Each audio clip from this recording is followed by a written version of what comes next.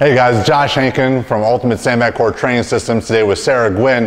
What we're going to talk about today is the value of rotary training. Hopefully you're reading this connected with our blog, and you're going to see that we're referencing an article written by Breck and Terrace upon the importance of rotary training. That's something we've talked about for years, which is basically learning how to resist rotation. Resisting rotation teaches your body how to integrate movement properly. It teaches you how to stabilize, and it teaches you how to identify strength leakages during different movements. A strength leakage is basically when one area of your body compensates in order to produce a movement. That's how people get hurt, and that's how they fail to reach their maximum potential. So we're going to break this down into 3 tiers. Our first level is going to go over basic exercises, how we teach rotary stability. So the first thing that Sarah's going to do is basically teach a shoulder squat. So a shoulder squat is a really stable base, but now having the bag on one side of the body is an introduction to instability.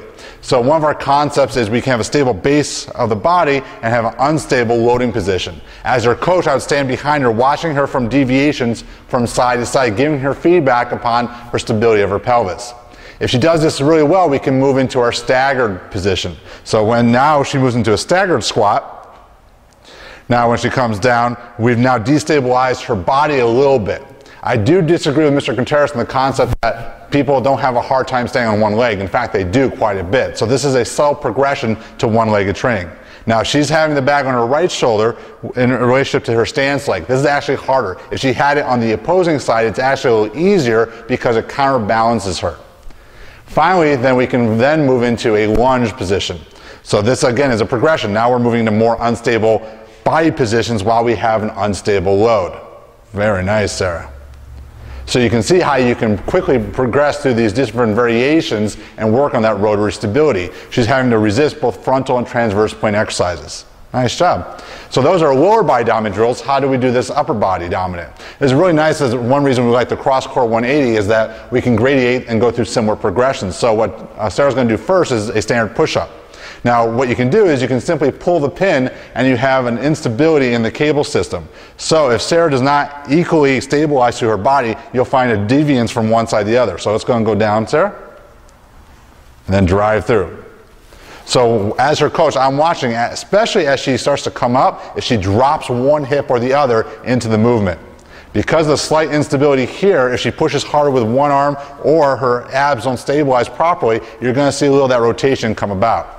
We can twist her around and do the same thing with rowing. Now rowing is going to be a little more subtle. It's a little more of an advantageous leverage position, but what we're going to watch for is her hips. Do her hips come up level as she comes up and down? And again, we have that same instability in the hands up here. Of course, we can progress her just by moving her down in either sense. So the lower she gets and the closer she gets to the unit, the more intense the exercise becomes and the greater demands are placed upon her stability. Nice job, Sarah. The last exercise we're going to do is we're going to go back to the sandbag and do a shoulder-to-shoulder press. So again, this is sort of our one-arm variation because of the transition of force, we're getting lateral stability forces going through her body. We'll drive up to one side. Beautiful. So as her coach, again, I'm watching. Does she have to leverage herself to one side or the other to perform the movement? Is she leaning? Is she compensating? Or is she doing a great job of remaining symmetrical like she is right now? Nice job, Sarah. And we'll sit on down. So this is considered a level 1 rotational stability exercise. This is great because this can easily be integrated into any type of program into a circuit base, and you're getting a huge amount of benefit while teaching your clients proper movement patterns. So check out more at hankinfitnesssystems.com.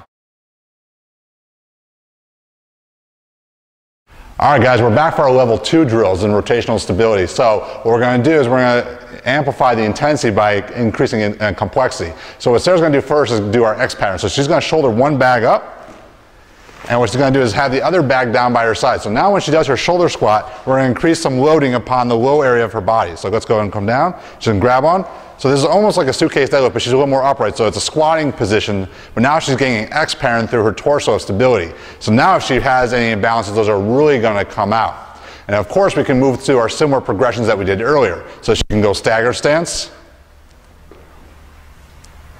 Nice. And you're really seeing, making sure the hips don't drop, they don't become imbalanced. And finally, we can go lunge position.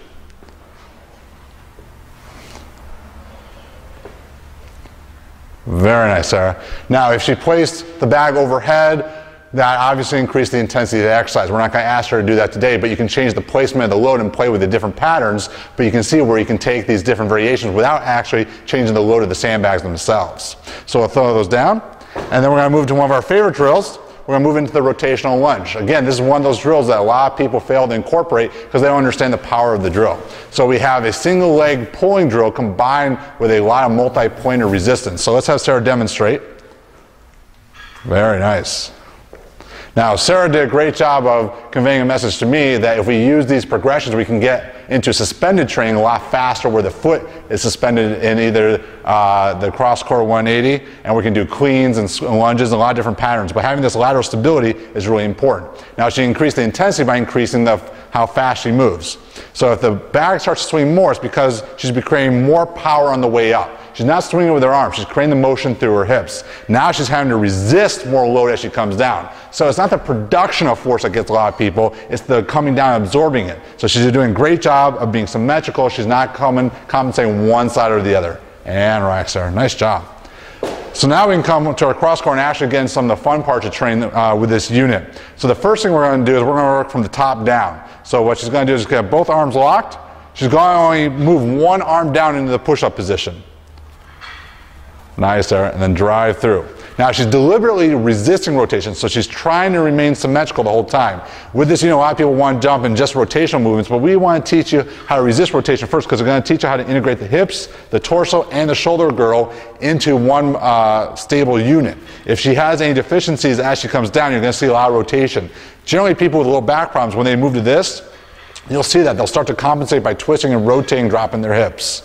And then we can turn around and gain balance. We can do the same thing with rowing. The nice thing with rowing actually is we can really tune into that lat. And we're really watching for hips. So a lot of people, as they do body rows like this, they really, as they get fatigued too hard of a level, they kick their hips up and they compensate through trying to lift their pelvis. This is really loading that lat with